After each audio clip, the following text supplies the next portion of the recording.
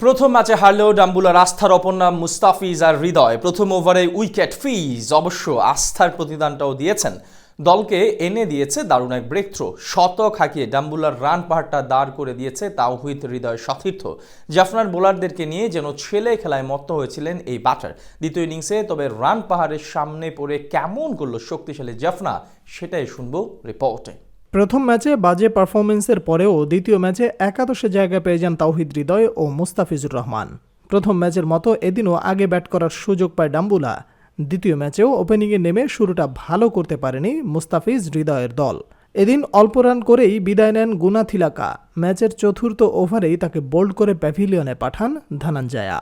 প্রথম উইকেট হারানোর পর অবশ্য ঘুরে দাঁড়ায় ডাম্বুলা সিক্সার্স। কুশাল পেরেরা ও নোয়ানিন্দু ফার্নান্দো মিলে ইনিংস মেরামতের কাজটা শুরু করে দেন দারুণভাবে। পাওয়ার প্লেতে টানা 4 ওভার 8 রান করে তোলা ডাম্বুলার সংগ্রহ দাঁড়ায় 1 উইকেটে 42 রান। পাওয়ার প্লের পর অবশ্য 2 ব্যাটার মিলে শুরু করে তাদের ব্যাটিং তাণ্ডব। প্রথম দিকে কিছুটা ধীর গতিতে খেললেও কুশাল পেরেরা চড়াও হতে থাকেন জাফনার বোলারদের উপর। প্রথম 6 ওভারে 42 করা ডাম্বুলা পরের 4 ওভারে রান তোলে 45, তাও আবার কোনো উইকেট না হারিয়ে। তাই এই 2 ব্যাটারের উপর ভর করে বড় স্বপ্ন দেখছিল হৃদয় মুস্তাফিজের দল। ম্যাচের 11তম ওভারে গিয়ে 31 বলে নিজের 50 তুলে নেন wicket keeper batter Kusal Perera. 50-র পর যেন আরও ভয়ঙ্কর হয়ে ওঠেন এই ব্যাটার। একের পর এক 4 ছক্কায় রানের চাকা ঘোরাতে থাকেন রকেট গতিতে। তবে অন্য প্রান্ত থেকে অবশ্য বিদায় নেন নোয়ানিন্দু ফার্নান্দো। দলীয় 126 রানে ব্যক্তিগত 40 রানে আউট হন এই ব্যাটার। আর এতেই থেমে যায় 2 ব্যাটারের 108 রানের বিশাল পার্টনারশিপ। ফার্নান্দো আউট হয়ে গেলেও পুরো ইনিংস ঝড়ো ব্যাটিংটাই চালিয়েছেন কুশাল পেরেরা। এগিয়ে যেতে থাকেন শতকের দিকে।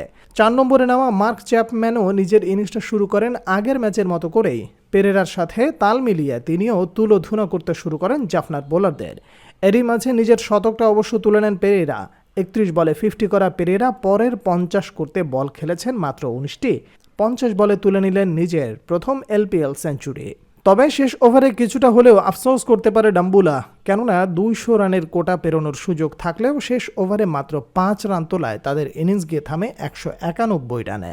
192 রানে ব্যাট করতে নেমে শুরুতে বেশ দেখে শুনেই খেলতে থাকে জাফনা কিংস। তবে ম্যাচের চতুর্থ ওভারে এসে ডাম্বুলার হয়ে প্রথম আঘাত হানেন মুস্তাফিজুর রহমান।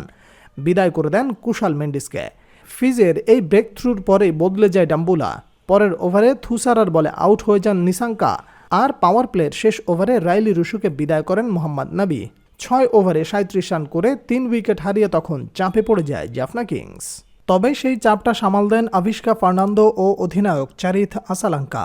দুজনে মিলে ছাড় দেননি ডাম্বুলার কোনো বলারকেই। মাত্র 21 বলেই নিজের 50 তুলে নেন ফার্নান্দো। অধিনায়ক আসালাঙ্কাও টানা 4 ছক্কায় তুলে নেন নিজের 50। 50 করতে তার বল খরচ হয় 34টি। দল যখন বিপদে ঠিক তখনই মাত্র 3 রানে 1 উইকেট তুলে নিয়ে ডাম্বুলাকে ম্যাচে ফেরান মুস্তাফিজুর রহমান।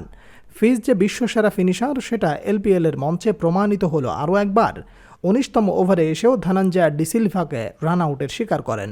তবে শেষ মুহূর্তে 4 বলে যখন প্রতিপক্ষের 1 রানের প্রয়োজন, ডাম্বুলার বোলার ডট করেন 3টি বল। শেষ বলে ফ্যাবিয়ান অ্যালেনের 6-এর মারে পরাজয় বরণ করে মুস্তাফিজের ডাম্বুলা সিক্সার্স।